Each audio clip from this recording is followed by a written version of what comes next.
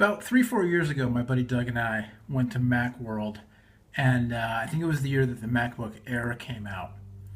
And we walked around the show, and there were all these vendors who were showing off their, I guess, iPhone and iPod cases. And Doug became kind of fascinated with the little paper inserts, like the fake. They don't look like this. They were just, imagine I'm holding one.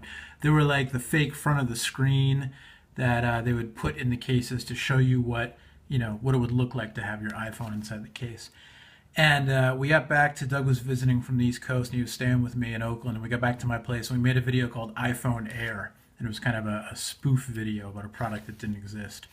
Well, look, iPad Air. It's not iPhone Air, but it's getting close. This is the new Apple iPad Air. What a goofy name.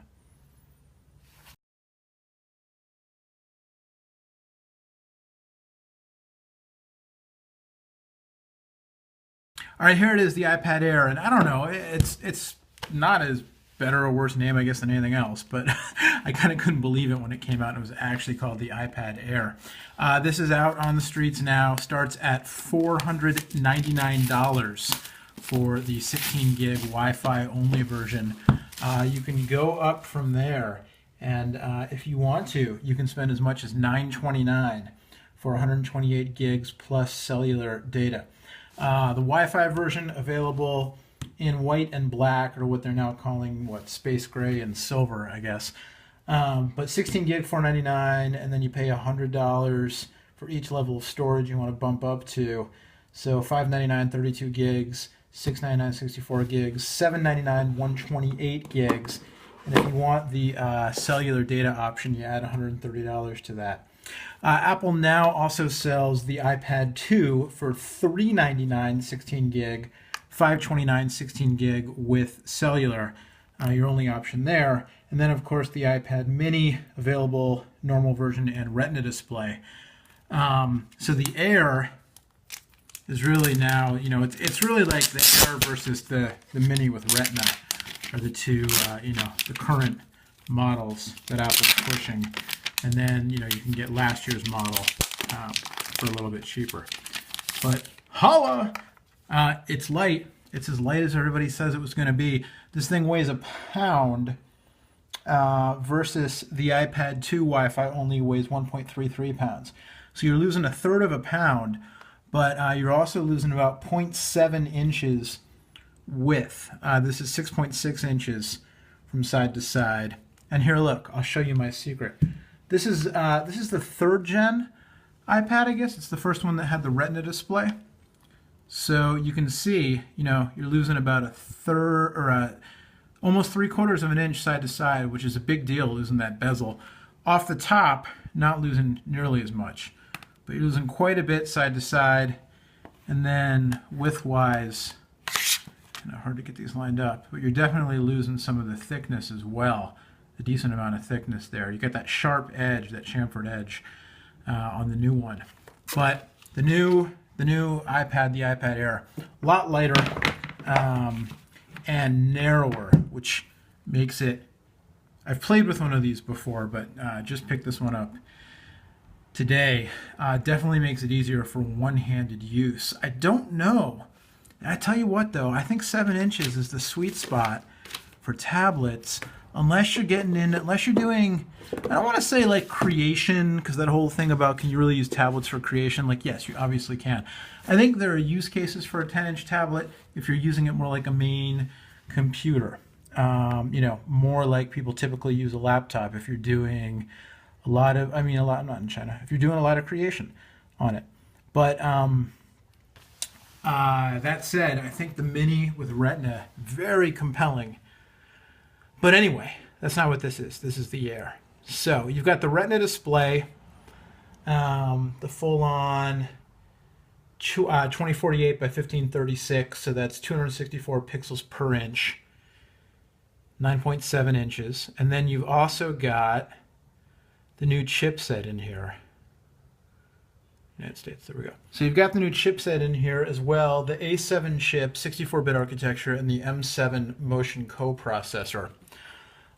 So really, comparable to, again, the Mini with Retina has this as well, the same chipset. But then, of course, you're also comparable to the iPad 5S, which also has that same chipset and motion coprocessor, although you cannot get the iPad Air in gold. Let's just skip this for the time being. Yeah, that's fine. We'll download apps later. Etc. etc. Agree. Obviously, you're running iOS 7, which no passcode for right now, and also no Touch ID on here. Sure, send diagnostics. Let's get started.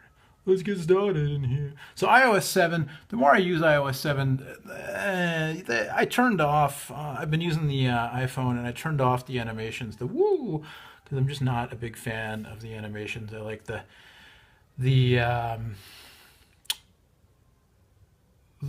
less in your face moving back and forth, transitions between screens, the cross dissolves, that kind of stuff. I like those a little bit better.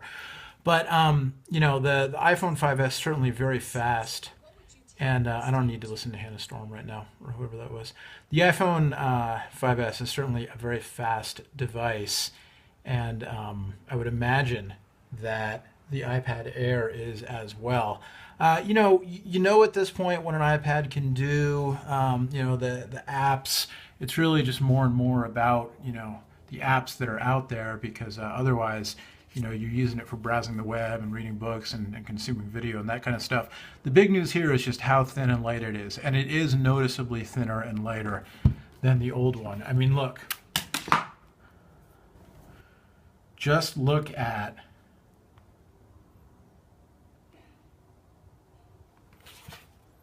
just look at the difference, right? This one, thicker, heavier. This one, thinner, lighter. Thicker, heavier. Thinner, lighter. Hefty, hefty, hefty. You remember that commercial? Hefty. Anyway, that's the big difference here. And there's not much more I can say on an unboxing, but it's an unboxing, so what do you really have to say? You've got the cameras. We'll go around the device, do a little tour around the device.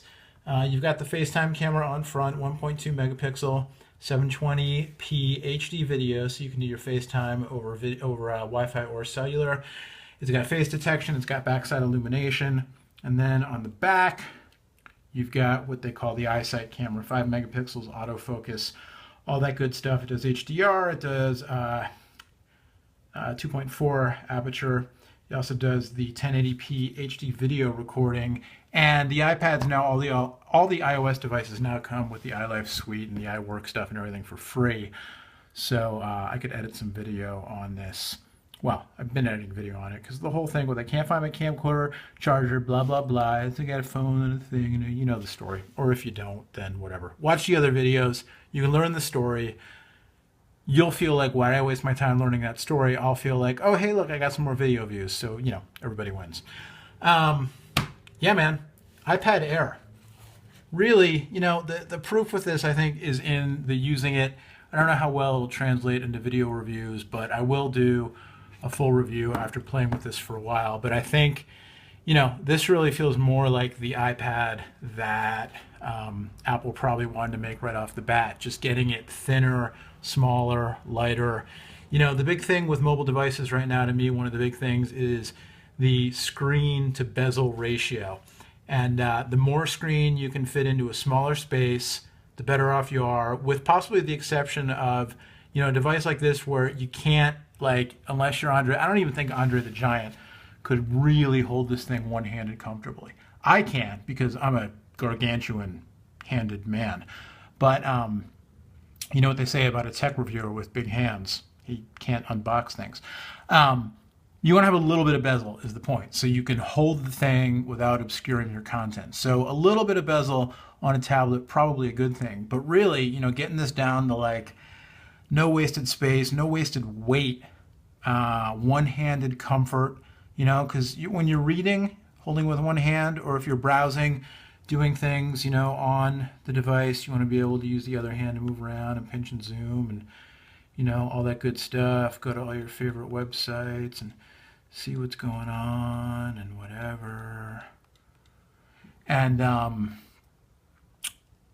yeah, what can I say? I'm looking at this thing and I'm like, how much have these devices evolved or not evolved in the past 5 years? When I started doing this stuff more like, 7, 8 years ago, it was all about the form factors and people trying to figure out, well, how many buttons do I put on the thing, and where do I do the buttons, and is it a flip phone or a folding phone, a clamshell, a double slider, a twister, the Motorola MPX that was like a transformer, and now it's a slate. It's got glass. The glass is multi-touch, and it's all about the software and the sensors, and now it's starting to be about how do these things connect to other devices, the watches and the refrigerators and the 3D printers and everything. So, but that being said, the physical ergonomics, supremely important. Lightning connector, speakers on the bottom. Like I said, the chamfered edges. The buttons now, it's the two separate buttons. Did this one have? Yeah, this one had like the rocker button on it. And now you've got two separate buttons. That's the big innovation.